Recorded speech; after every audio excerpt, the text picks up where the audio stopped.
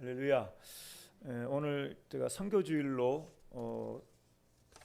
미리 말씀을 드렸고 말씀도 선교에 대해서 함께 말씀을 상고하려고 합니다.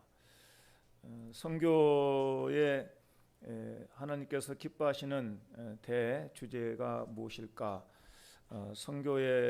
선교와 선교적 삶이라는 제목으로 제가 말씀을 준비했는데, 우리가 같이 읽은 이사야 19장을 보면 상당히 놀랍고 뜻밖이다 하는 그런 느낌을 가질 수가 있습니다.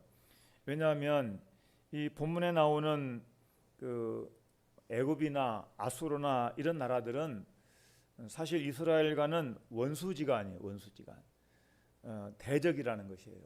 근데 그런 이방 나라 원수 같고 적인 이런 그 애굽이나 또 아수르가 하나님을 섬기는 나라가 되고 서로 왕래를 하게 되고, 또 하나님께서 복을 주신다고 하니까 이상하지 않습니까? 그러니까 이런 걸 보면 하나님의 구원은 단순히 이스라엘만 택한 민족이고 이스라엘만 사랑하시고 이스라엘만 기뻐하는 게 아니라, 하나님의 생각은 모든 세계 민족을, 나라들을 다 구원하시기를 원한다는 것을 알 수가 있는 것입니다. 그래서 이런 말씀들에 들어있는 그 의미들, 또 하나님의 계획들, 이런 걸 생각하면서 오늘 선교의 주제에 대해서, 선교와 또 그리고 우리가 살아야 할 선교적 삶에 대해서 함께 말씀을 상고하려고 하는 것입니다. 그럼 선교가 뭐겠습니까? 선교는 한마디로 말하면 이제 하나님의 계획을 이루는 것이라고 할 수 있어요. 하나님의 계획을 이루는 것. 그러니까 선교, 이거를 이제 학자들은 이렇게 정의를 했습니다. 제임스 패커라는 사람은 죄인을 불러 예수 그리스도를 구주로 모시게 할 뿐 아니라 교회의 교제 속에서 그리스도를 왕으로 모시도록 하는 것이다.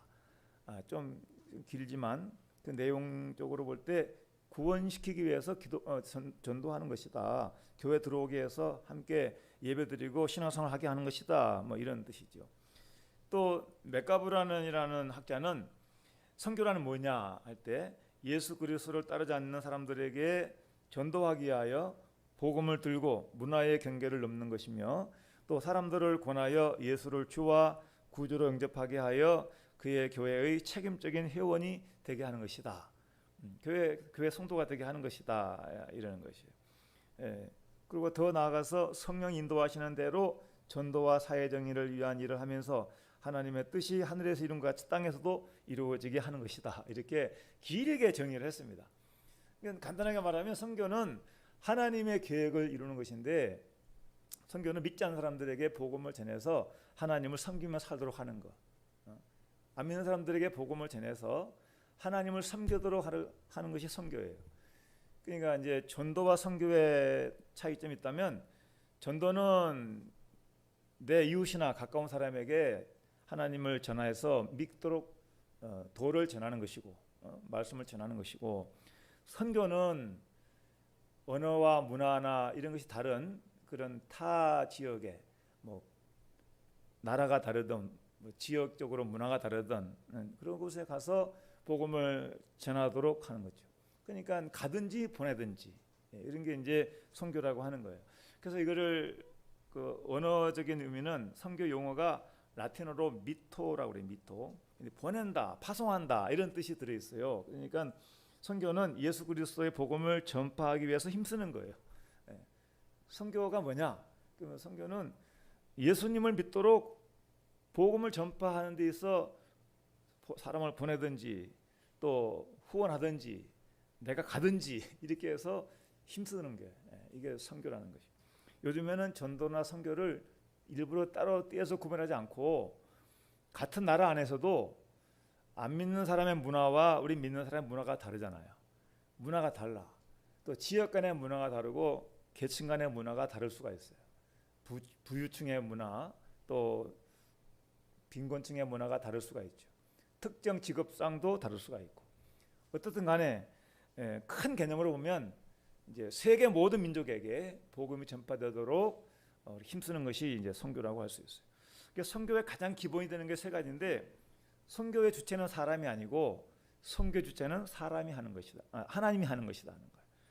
그 선교는 원래 하나님이 하셨던 거예요. 그 왜냐하면 하나님이 천지 만물을 창조하셨지 않습니까? 그 목적은 영광 받으시기 위해서.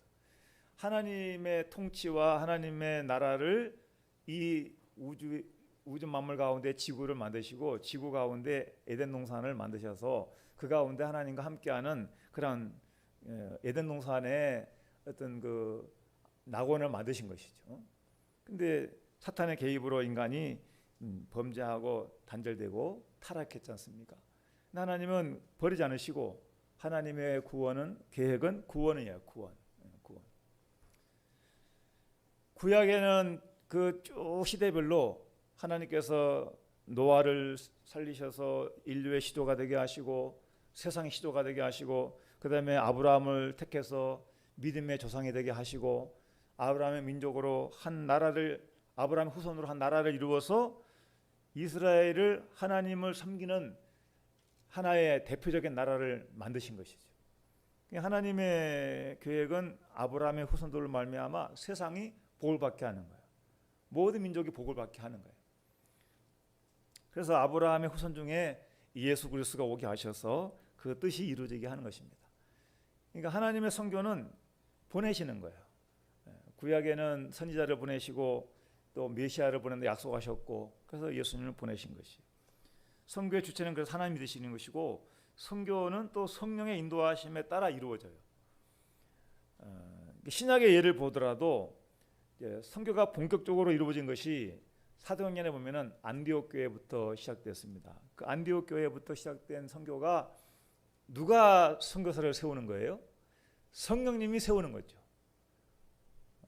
바나바, 바울 따로 세워서 그들이 금식하며 기도해서 준비하게 하시고 세우시는 분도 성령님이시고 보내시는 분도 성령님이시고 성령님이 인도하세요. 그러니까 여러분 선교사가 아무나 되는 게 아닌 거예요. 사실은 내가 선교사 되고 싶다고 하는 게 아니고 선교를 가고 싶다고 가는 게 아니라 성령의 교통 속에서 성령의 인도하심 받는 자가 가는 것이요. 사실은 그 내면을 보면. 그리고 선교는 또 아무나 간다고 되는 것도 아니고 능력을 힘입어야 된다는 거예요. 전도와 선교는 성령의 능력으로 돼요. 사도행전 1장 8절에 잘 하시는 말씀이 있죠. 오직 성령이 너에게 임하시면 너희가 권능을 받고 권능을 받아. 사실 우리 전도하는 거 쉽지 않습니다. 그러니까 이따가 이제 선교 삶에 이제 볼 때 그때 좀 다루기로 하고 이 선교의 기본 개념은 하나님이 주체가 되시고 하나님께서 보내시고 또 하나님은 아들 보내셨죠. 성령 보내셨잖아요. 근데 아들은 구속의 사명을 감당하시고 이제 승천하신 이후에 성령님이 오셨잖아요. 그러니까 성령도 하나님 보내신 거예요. 그래서 성령이 오셔서 교회를 세우시고 교회는 또 선교사들을 보내는 거예요. 그러니까 계속 보내는 게 선교인 거예요. 선교. 말씀 서두에 우리 한국 교회 선교하는 그 상황을 좀 이렇게 살펴봤으면 좋겠다 하는 생각이 들었습니다. 우리 한국 교회가 지금 상당히 많은 선교사를 보내는데요. 현재 우리나라 한국 교회 선교사 숫자가 연도별로 제가 한번 보면 2015년부터 2021년까지 작년까지 통계가 이렇게 딱 나와 있는데 2만 7천 명 정도가 계속 선교 나가 있었어요. 그런데 코로나 온 이후에 많이 줄었어요. 이제 강제로 추방당하기도 하고 또 코로나 때문에 부득이해서 들어온 경우도 있고 해서 그래서 지금 작년 통계에 2만 2,210명 2021년에 그러니까 이제 올 2022년 봄의 상황 보니까 몇백 명이 좀 늘어났긴 했어요. 원래 한 400명 정도 늘어나서 22,600명 정도가 됩니다. 이게 이제 KWMA라고 이제 한국 선교 협회가 있어요. 여기서 이제 각 선교 단체, 교단을 다 이렇게 통합해 가지고 이렇게 통계를 내는 거예요.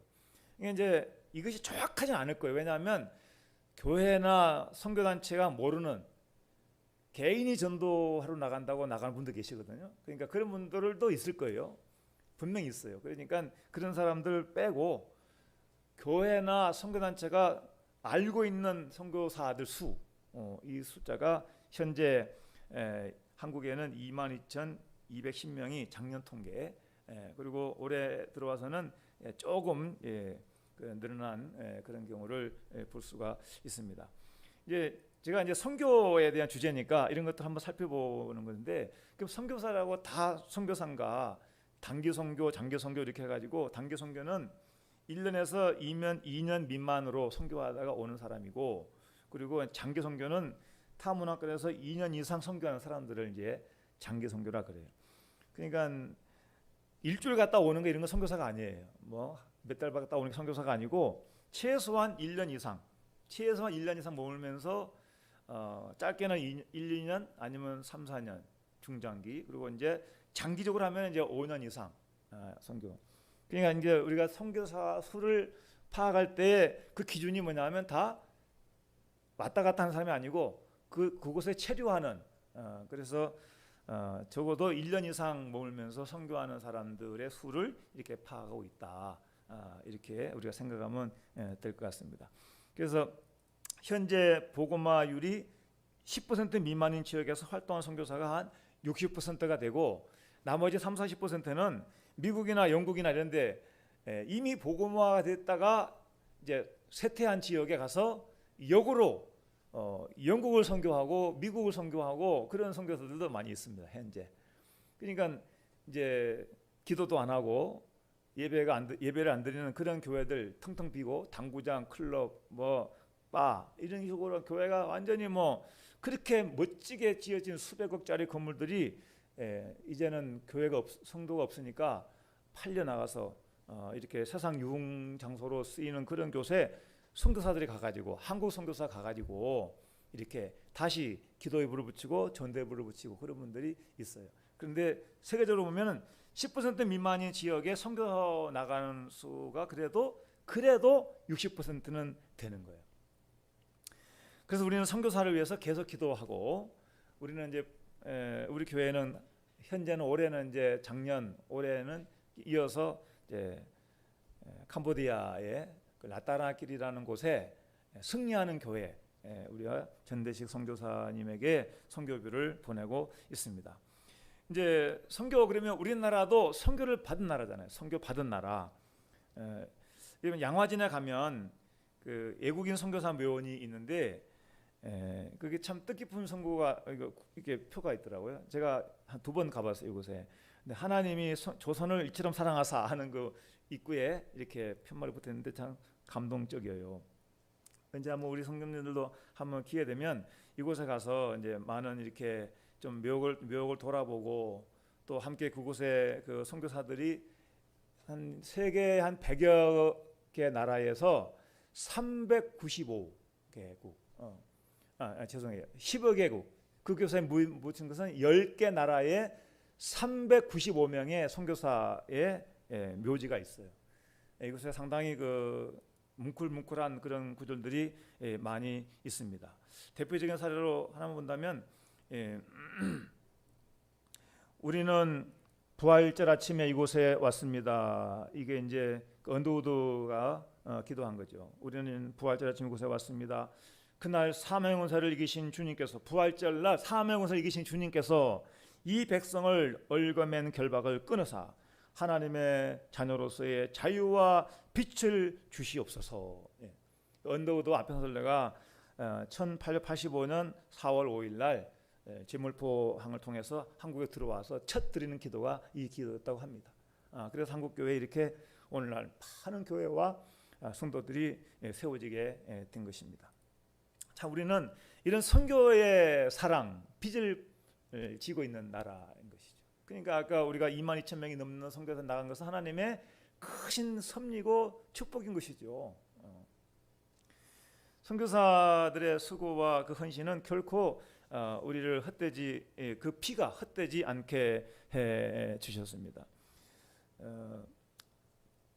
젠슨이라는 선교사의 그 비문을 보면요, 나에게는 천의 생명이 주어진다 해도 그 모두를 한국을 위해 바치리라 이렇게 하면서 그 한국 사랑을 이렇게 표현하는 것을 볼 수가 있어요. 여러분 일반인들도 알만한 헐버트 선교사는 카나다 선교사인데 감리교 선교사, 미국 감리교 선교사인데 헐버트가 이분은 우리나라가 이제 일시대 때 일제시청야에 많은 고통을 치렀지 않습니까? 이분이 1893년에 들어와서 40년 정도 이 땅에 선교 활동했는데 한국의 독립운동을 세계에 알리고 불합리한 일본의 그 통치를 폭로하고 그래서 한국 독립에 엄청난 역할을 한 선교사가 헐버트 선교사예요.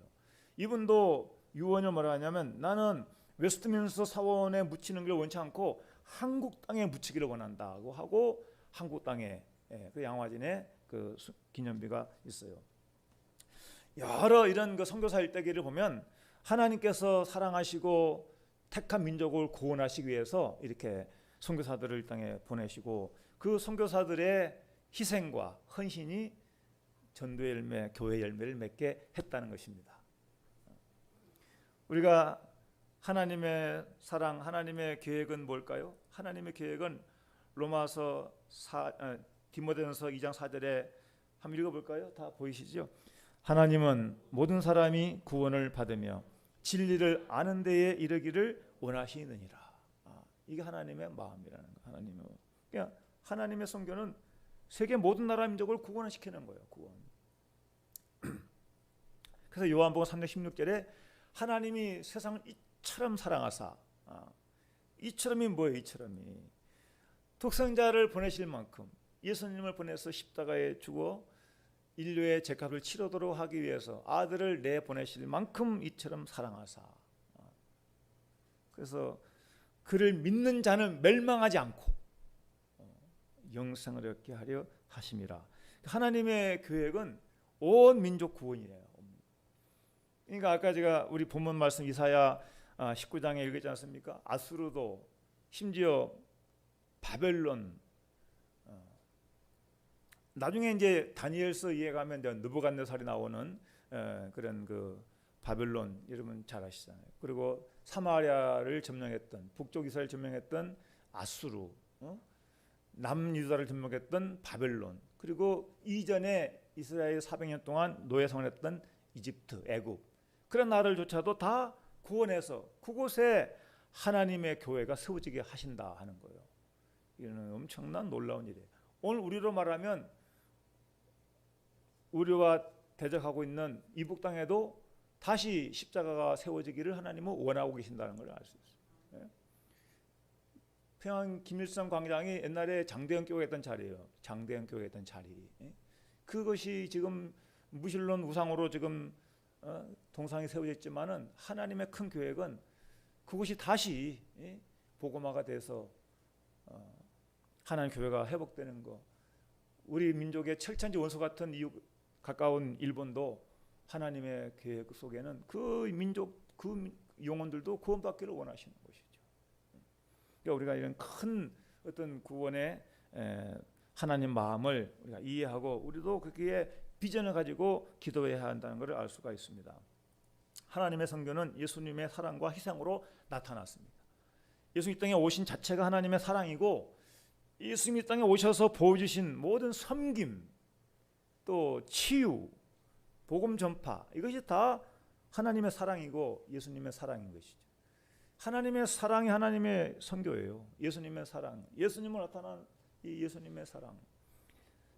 그러니까 여러분 이거 생각하면 우리도 선교에 동참한다면 예수님처럼 사랑하고 예수님처럼 미랄되는 거예요. 우리 저는 막 만일의 이 시간이 뭐 어떤 선교 주제로 또 집회를 한다 그러면은 좀 더 막 뜨겁게 막 부흥의 쪽으로 막 이렇게 막 이렇게 고조시킬 수 있는 그런 주제인 거는 분명해. 근데 우리가 지금 이제 주일 난제배고 의회 예배니까 뭐 우리가 이제 이 시간에 막 여러분의 뭐 어떤 그런 걸 북돋아서 파송하려고 이런 게 아니니까 이제 객관적으로 말씀을 차분하게 듣고 마음에 이제 수용을 하고 하나님 앞에 선교적 삶을 사는 그런 성도가 되시기를 바랍니다. 저는 그 영화도 나와 있는데 참 그 선교 영화 중에 미국의 그 20대 5명의 청년이 에콰도르에 선교 나갔을 때 있었던 그러한 그 일대기를 이렇게 영화로 그때 보고, 또 선교학을 공부하면서 선교사 열전이라는 책이 있어요. 그 선교사 열전 책에 선교사들의 수가 뭐 엄청 많이 나와 있어요. 책도 뭐 800 몇 페이지 되는 두꺼운 책인데, 그게 보면 5명의 청년 중에 피트라는 청년은 20대에 결혼한, 이제 막 결혼식을 마친, 신혼여행도 안 가고 선교팀과 합류해가지고 5명이 에콰도르로 가죠. 근데 그곳에 가서 선교를 하려고 갔는데 상황이 여의치 않습니다. 그러니까 이제 5명의 부인은 뒤로 좀 나와 있으라고 하고, 5명의 선교사가, 젊은 청년들이 경비행기를 타고 저기 안쪽으로 아우카라는 인디언 부족으로 찾아가죠. 근데 이 사람들은, 인디언들은 경계심을 가지고 처음부터 이렇게 창을 겨누고 있어요. 보통 심각한 일이 아니에요. 그런데 급히 이 피트라는 이 청년이 뒤에다가 무전을 보냅니다. 우리가 지금 도착했는데 흥분된 인디언들이 쫓아오고 있다. 빨리 기도해달라고 했는데 그때부터 소식이 끊겼어요. 알고 보니까 5명이 다 죽임을 당한 거야. 인디안 부족들에게. 그 피트 부인은 얼마나 슬펐겠습니까?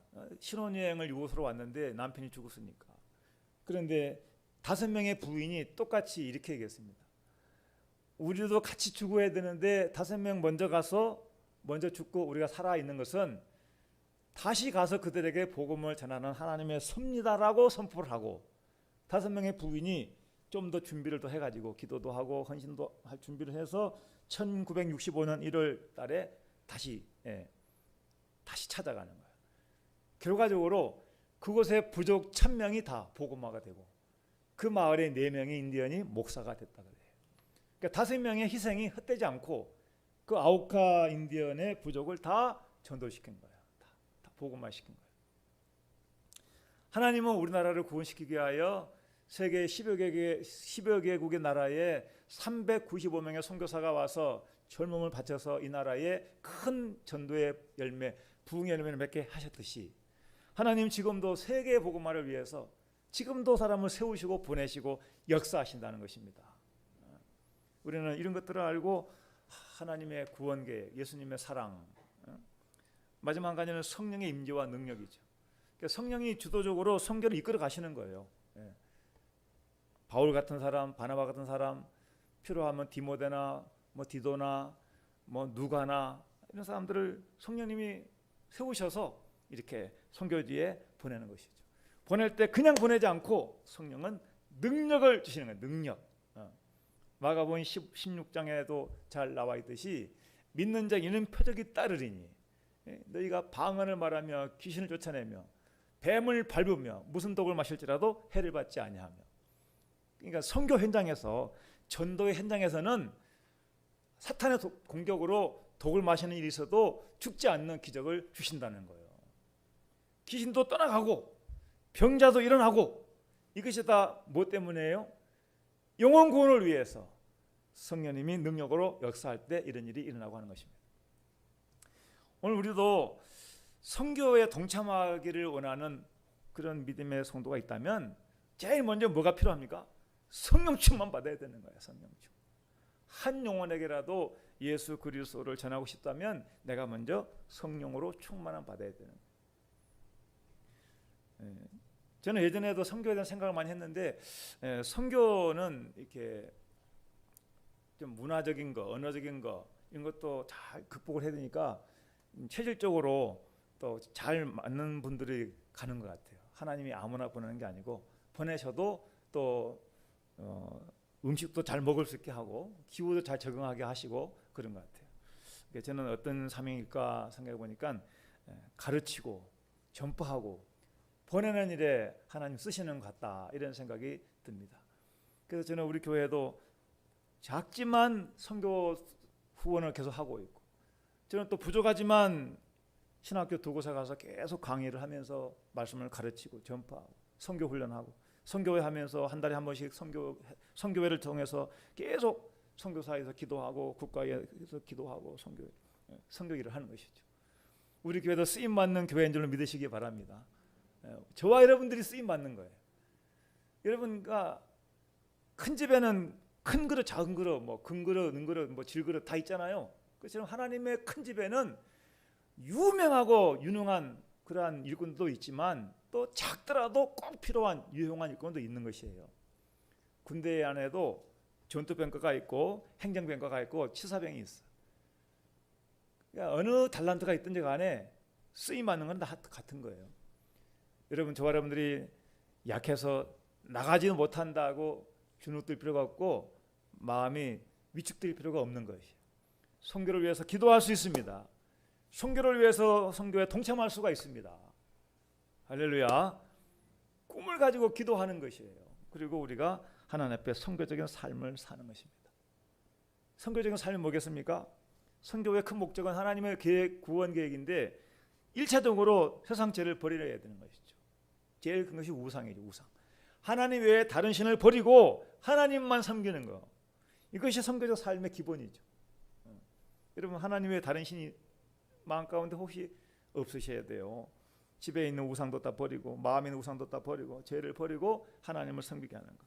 그러니까 선교는 다른 데 가서 다른 우상을 섬기는 다른 신을 섬기는 많은 그런 무지한 하나님 모르는 그런 영혼들에게 하나님을 전해서 하나님 믿도록 하는 게 아닙니까? 그러니까 우리가 믿는 자라면 이제는 우리는 선교적 삶을 살아야 되는데 가장 첫째 되는 것이 뭐겠어요? 십계명에 나와 있는 1계명, 2계명처럼 하나님만 섬기는 것이에요. 할렐루야. 선교적 삶의 두 번째는 예수님의 사랑을 본받는 삶인 것입니다. 아까 제가 잠깐 말씀드렸지만 우리가 삶 속에서 뭐 예수 믿으세요 이렇게 할 필요가 없어. 다 아니까. 여러분, 가족이나 친척이나 다 알잖아. 중요한 것은 우리가 예수 믿는 삶을 보이는 것이에요. 이거는 미랄 정신이지. 미랄 정신. 한 알의 미랄이 썩지 않고 그대로 있으면 한 알 그대로 있고, 한 해 미랄이 땅에 들어 심어져 썩으면 많은 열매를 맺는다고 한 것이죠. 여러분, 자존심, 예수 안에 자존심 버려야 되는 것이죠. 자기가 살고 자기가 죽지 않으면 절대로 화목이나 어떤 평화를 이룰 수가 없는 것입니다. 기독교 정신은 예수 정신이잖아요. 예수님은 십자가의 섬김, 죽음, 희생이에요. 희생. 그러니까 여러분, 좀 자존심 좀 상하면 어떻습니까? 하나님 영광을 위해서라면, 영혼을 구원을 위해서라면 사도 바울도 보세요. 먹고 싶은 고기도 만일에 그 고기 때문에 어떤 형제가 실족한다면 안 먹겠다고 했지 않습니까? 안 먹겠다고. 예수님 마음을 본받고 산다면 우리는 이제는 내가 사는 것이 아니요 내 안에 그리스도께서 사신 것이라. 십자가에 내 육신과 정욕과 나의 고집과 나의 어떤 인간적인 자존심을 다 십자가에 못 박아 다 예수님 십자가에 죽으신 것처럼 나도 옛사람을 다 십자가에 못 박아 죽이고 다시 하나님의 은혜로, 하나님의 사랑으로, 진리의 말씀으로 다시 거듭나 사는 것입니다. 여러분, 예수님 정상적으로 믿는다면 사랑하는 거예요. 예수님을 정상적으로 믿는다면 겸손해지는 것이에요. 예수님을 정상적으로 산다면 주의 사명에 순종하며 충성하는 것이에요. 예수님은 하나님의 뜻을 이루기 위해서 죽기까지 십자가에 달려 복종하셨다고 했습니다. 예수님의 사랑을 본받는 삶, 이것이 성도로서 선교에 동참한 선교적 삶이 되는 것입니다. 할렐루야. 강조해도 예수님의 사랑을 본받는 것처럼 중요한 게 없는 것 같아요. 저는 가끔씩 설교자의 위치가 참 무겁다, 참 중요한 자리다, 참 책임이 크다 이런 생각을 했을 때 가끔 저는 이제 TV에 나오는 설교를 모니터링 할 때가 있습니다. 어떤 게 목사님 어떻게 설교하시나. 제일 저 자신을 포함해서 제일 제가 마음 아프고 저 자신이 경계심 든 게 뭐냐면 그 귀한 자리에 쓸데없는 철학적인 얘기하고 도덕 얘기하고 뭐 상담 얘기하면서 그 인간의 길을 즐겁게 하는 거예요. 그런 척하는 설교 너무 가슴이 아프더라고요. 저 느낌에. 그래서 저도 이제 설교를 하는 입장이니까 제가 만일에 복음을 전하는 이 자리에 예수 사랑 전하지 않고 십자가 전하지 않고 하나님의 말씀 전하지 않고 엉뚱한 것을 전한다면 백석대학교의 장종원 총장이 강조하는 게 있어요. 요즘에는 신학이 하나님 말씀 위에 있어가지고 말씀을 전하면서 신학의 도구가 되어야 되는데 신학자들을 앞세워가지고 그 신학자들의 명성을 뒷받침하는 도구로 성경을 쓰고 있다는 거야. 이 시대가 그렇게 되고 있다.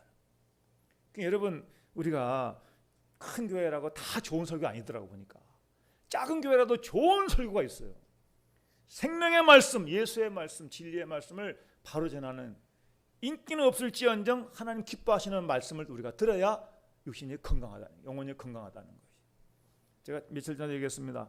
육신의 건강도 중요한데 이 건강이 하루아침에 나빠지는 게 아니고 사고야 일어날 수 있지만 하루아침에, 건강은 뭡니까? 서서히 나빠지거나 서서히 좋아져. 그러니까 평소에 어떤 가치관을 가지고 살아가느냐에 따라서 꾸준히 좋은 양식을 먹으면 육신도 건강한 것처럼 영적으로도 하나님 말씀을 꾸준히 먹으면 건강해지는 거예요. 비타민 좋다고 먹는데 한두 개 먹어가지고 건강해집니까 어디? 절대 그럴 리가 없어. 지루할 만큼 먹어야 되는 것 같아. 한 달, 두 달 계속 먹어야 되는. 특히 영양제는 더 그런 것 같아. 안 좋은 것도 한두 번 먹으면 괜찮겠죠.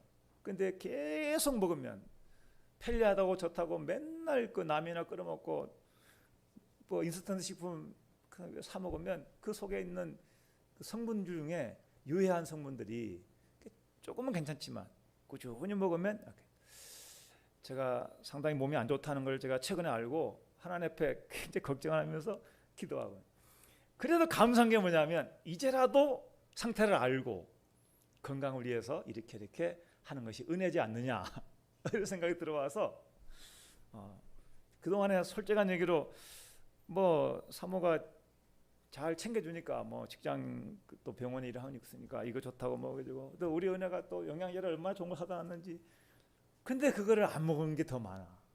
그러니까 최근에 제가 반성을 해서, 하나님, 이 좋은 비타민, 좋은 영양제를 제가 안 먹었네요. 이거 다 먹으면 보니까 뭐 비타민 B, C, D 다 있던데 안 먹었어. 그래서 제가 며칠 전부터는 침이 중요한 게 아니고 기본적인 생활 패턴이 중요하다. 그래서 은혜가 사준 약도 다시 꺼내가지고 매일 먹고 있고 비타민도 먹고 있고, 얼마 있으면 좋아질 것이라 생각이 돼서 또 규칙적으로 운동도 하고. 제가 뭘 강조하려고 그렇게 이 말씀하는 것 같습니까? 영적으로도 그렇지 않겠는가. 말씀도 꾸준히 읽는 습관을 기르고, 기도도 여러분 뭐 교회 나오지 어려울 때는 집에서라도 계속 기도하시고 예수님을 생각하면서 살아가는 것이에요. 제가 몇 번 강조했지 않습니까? 고난의 장이 있을 때는 그 고난 속에서 우리를 짓누르고 괴롭게 하고 실족하는 게 하나님의 뜻이 절대로 아니고, 고난 속에서 고난 싸워 이기기를 원하시고 그 영혼을 변화시키시기를 원하시고 하나님 기뻐하시는 의를 이루시기를 원하시는 거예요. 언젠가 육신의 생명이 다하면 하나님의 집에, 그곳에는 괴로움도 고통도 아픔이 없는 그곳에 영원히 쉴 거 아니겠습니까? 여러분, 예수의 사랑 본받면서. 저는 어제 형제들을 만나고 왔습니다. 제 생일이 가까워서 이제 저를 불러다가 뭐 밥상을 다 차려줘서 먹었는데, 예수 사랑 보이는 게 뭘까? 그냥 다른 게 없어요. 뭐 믿으라 말아 할 그런 분위기는 아니니까 기도하면서 식탁을 차려놨는데 축복 기도를 해주는 것으로 예수 사랑을 표현한 것이죠. 안 믿는 형제도 있지만 우리 같이 기도하자. 다 같이 기도. 얼마나 감사한지 몰라. 여러분, 안 믿는 형제 친척들에게 예수 사랑으로 잘 섬기시기를 바랍니다. 선교적 삶이 그거예요. 이 마지막 때는 절대로 말로 해서 안 되는 시대예요. 보여야 되는 것이에요. 마지막에 성령 충만하게 열매 맺는 삶, 그래야 전도가 되고 부흥이 되는 것입니다. 하나님의 선교, 하나님이 주체가 되어서 보내시고 지금도 하나님 보내고 계시고, 그 열매가 우리 한국교회가 부흥됐고, 한국은 하나님의 은혜로 지금도 세계에 선교 제2대 강국으로 22,600명이 나가 있고, 지금 그 속에 우리는 선교적 삶을 살고 있는 우리 성도가 된 것입니다. 선교적 삶을 통해서 하나님 영광 돌리고 하나님 앞에 갔을 때 상급이 많은 성도가 되시기를 주의 이름으로 축원드립니다. 같이 기도하겠습니다. 아버지 하나님, 오늘 선교주일로 선교에 대한 말씀을 상고했습니다. 하나님의 선교 계획으로 인하여 우리에게도 복음의 전파가 되게 하셔서 이렇게 하나님을 알고 구원받는 자녀가 되게 하시고, 죄가 많고 고통의 많은 세상 가운데서도 희망을 잃지 않고 구원의 백성 되게 하심을 참으로 감사합니다. 이제는 이 믿음 갖고 선교적 삶을 살게 하시고 우리의 삶을 통해 하나님의 영광이 드러나게 하여 주시옵소서. 예수님의 이름으로 감사하며 기도드리옵나이다. 아멘.